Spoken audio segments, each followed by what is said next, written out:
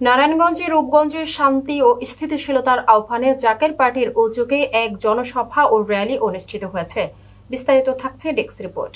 শনিবার 11 অক্টোবর বিকেলে Kayetpara union Zaker party ও সহযোগী সংগঠনের আয়োজনে উপজেলার ইসাখালী এলাকায় এই অনুষ্ঠান অনুষ্ঠিত হয়।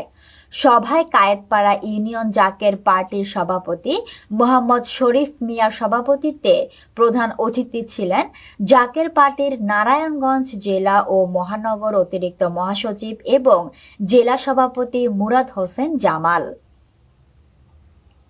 বিশেষ অতিথি হিসেবে উপস্থিত ছিলেন রূপগঞ্জ উপজেলা জাকের পার্টির সভাপতি জোবায়ের আলম ভূঁইয়া ও স্থানীয় নেতৃবৃন্দ। অনুষ্ঠান শেষে একটি বর্ণাঢ্য র্যালি ইউনিয়নের বিভিন্ন সড়ক প্রদক্ষিণ করে পুনরায় সভাস্থলে এসে শেষ হয়।